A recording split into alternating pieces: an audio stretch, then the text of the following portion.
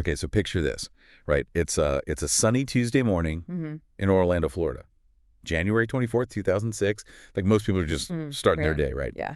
Grabbing coffee, heading to work, the usual.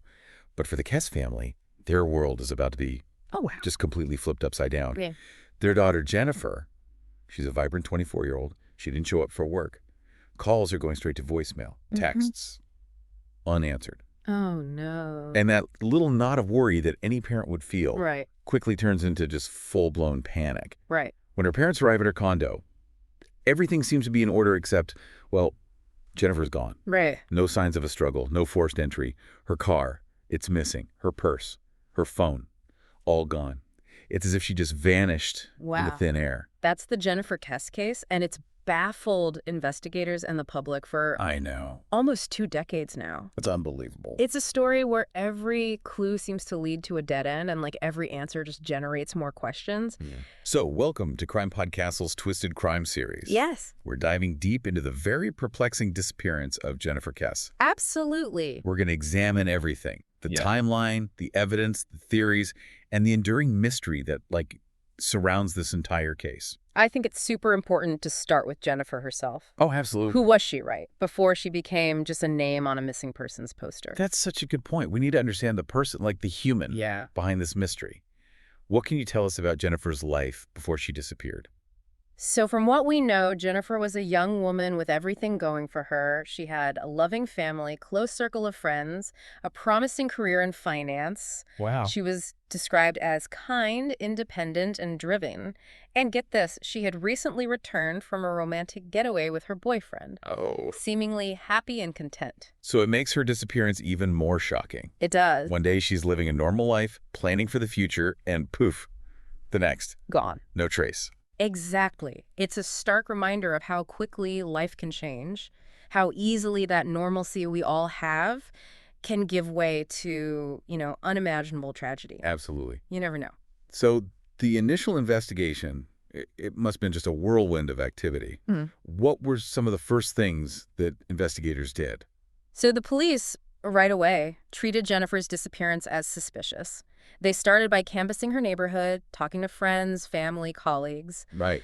They searched her condo super meticulously, hoping to find any clue, any indication of what might have happened. Right, like anything at all. Anything. And then they found her car. Yes. A couple of days later. Right. That must have been a pretty big development. Yeah. 2 days after she vanished, her car was found abandoned at this apartment complex, and it was just a little over a mile from her condo. But this discovery, instead of providing answers, actually deepened the mystery. Okay, this is where things start to get a little strange, don't they? Yeah. What was it about the car that made it such a puzzle for investigators? Whoever had been in that car went to great lengths to remove any trace of themselves.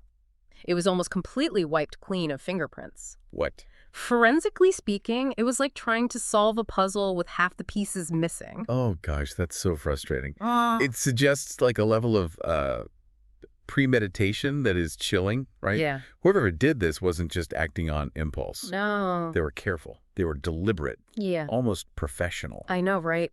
That's one of the most unsettling aspects of this whole case. The apparent planning involved, it raises so many questions. Like, who was this? Right. Was this someone Jennifer knew? Someone who understood forensic techniques? Right. Or was this a total stranger who just, meticulously planned this whole abduction? And don't forget about the surveillance footage from the apartment complex where they found her car. Right. That has to be a key part of this whole puzzle, right? Absolutely. The footage shows this figure, but their face is obscured, and they're parking Jennifer's car and then just walking away. It's a really tantalizing glimpse into the moments right after Jennifer disappeared. But it's so frustrating because the image is so grainy, you can't even get a positive ID. So we have a young woman who vanishes without a trace, a meticulously cleaned car, and this shadowy figure on a security camera.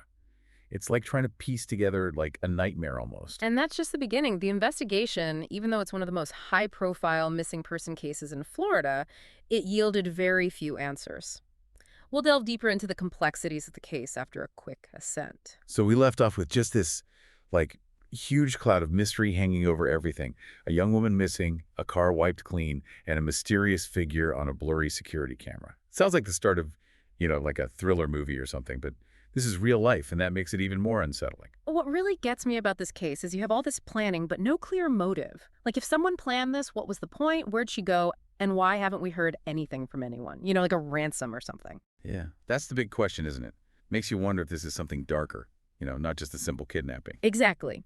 And that's where all the theories come in. Some think maybe Jennifer was just in the wrong place at the wrong time, a random encounter gone bad. But then you have the car, totally wiped down, which points to something more thought out, maybe by someone she knew. Right. So let's break those theories down a bit. Could it have been, a total stranger who took her? It's possible, but think about it. Jennifer lived in a secure building, no signs of forced entry. That makes you think she knew whoever it was, or at least felt okay letting them in. But couldn't a stranger have gotten in some other way, like followed someone or snuck past security somehow? Oh, for sure. And the investigators looked into all that. They checked for security breaches, visitor logs, talked to everyone living and working there, but nothing really came up to back up the stranger idea. Okay, so then maybe someone Jennifer knew. Did they find anything in her life, like relationships or work, that raised any red flags? They looked at everything. Friends, family, coworkers, even ex-boyfriends. They wanted to know if any relationships had ended badly, any signs of someone stalking her, anything like that. Anything? Everyone said she was well-liked, no enemies they knew of, no one threatening her or anything. And her boyfriend at the time seemed like everything was good there, solid relationship. So we got the car totally clean, which means this was planned, but no reason why. And no one in her life seems suspicious. It just doesn't add up. I know, it's the biggest puzzle in this whole thing. Like, everything points to a planned abduction, but with no reason. It's like investigators are just shooting in the dark. And what about those construction workers Jennifer mentioned? Didn't she say she felt weird about them? Could that be something? Yeah, a lot of people wonder about that. A few weeks before she disappeared, Jennifer told her family and some friends that she was uncomfortable with some of the construction guys at her building. Said some were making inappropriate comments, and she felt like she was being watched. Oh, that's creepy. Did they look into those guys at all? Definitely. They talked to every single worker on that project, checked alibis, their backgrounds, the whole 9 yards. But again, nothing solid to connect any of them to what happened to Jennifer. It's like we have all these possible suspects, but no evidence against any of them. Like trying to find a needle in a haystack, but you don't even know what the needle looks like. Exactly. And that's where things just stopped. All the searching, the interviews, the forensics, everything. The case went cold. But Jennifer's family, they didn't give up, right? They Well, kept trying to find out what happened, even when the police had hit a dead end. Absolutely. Drew and Joyce Kesse, Jennifer's parents, they've never stopped looking for their daughter. They hired private investigators, organized their own searches, became like the voice for missing people everywhere. That's incredible. To keep fighting like that for so long with so little to go on, it really shows how much they love Jennifer. For sure. They took all that sadness and turned it into action, not just for Jennifer, but for every family going through this. They've raised awareness, fought for more resources for police, pushed for laws to be changed, all because of what happened to their daughter. It's really inspiring. But even with all they've done, we're still left with the biggest question. What happened to Jennifer? I know, that's the question everyone wants answered. And even after years of investigating all the theories, all the dead ends, there's still no answer. It's like she just disappeared into thin air, leaving behind a bunch of clues that go nowhere. A puzzle that can't be solved. It is.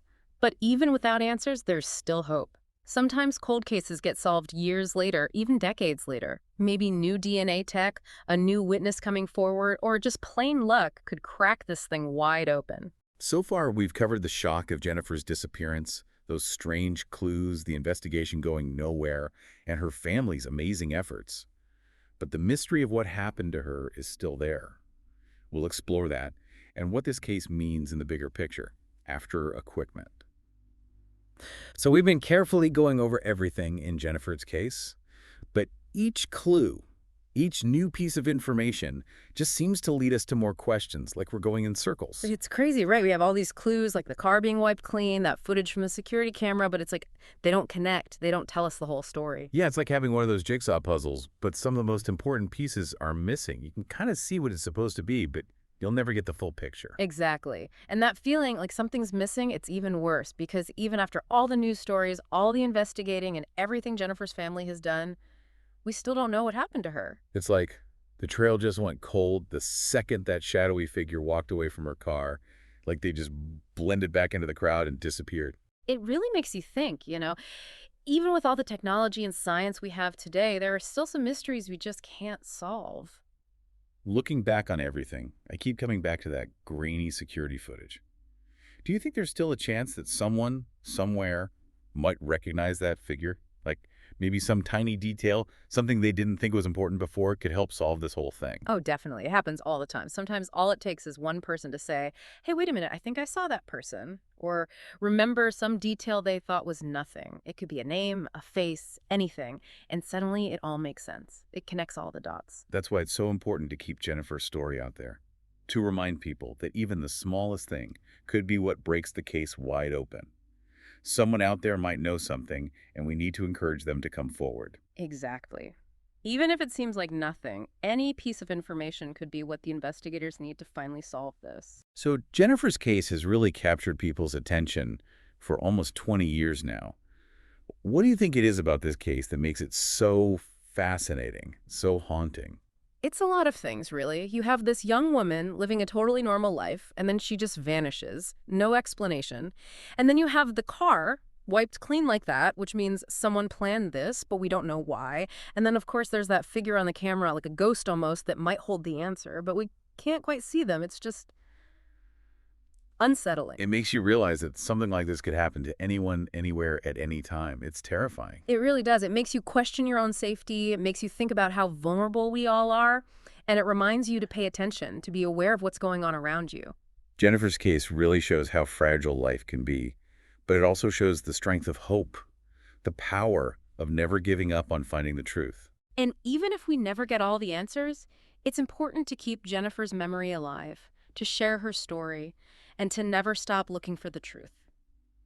Maybe someday, all the pieces of the puzzle will come together, her family will finally have closure, and justice will be served for Jennifer. Thank you so much for joining us for this deep dive into the Jennifer Kesse case. It's been a journey through a maze of clues and dead ends, a true testament to the mystery that can sometimes be found in everyday life. If you're interested in learning more, there are tons of articles, documentaries, and online forums dedicated to Jennifer's disappearance. You can also check out the Kesse family's website to see all the work they're doing and how you can get involved. And remember, even something that seems unimportant could be the key to solving this mystery. If you have any information, anything at all, please contact the authorities or the Kesse family directly. And don't forget to follow and subscribe to CrimePod Castle and our YouTube channel for more deep dives into fascinating and thought-provoking cases. Until next time, stay curious, stay safe, and never lose hope.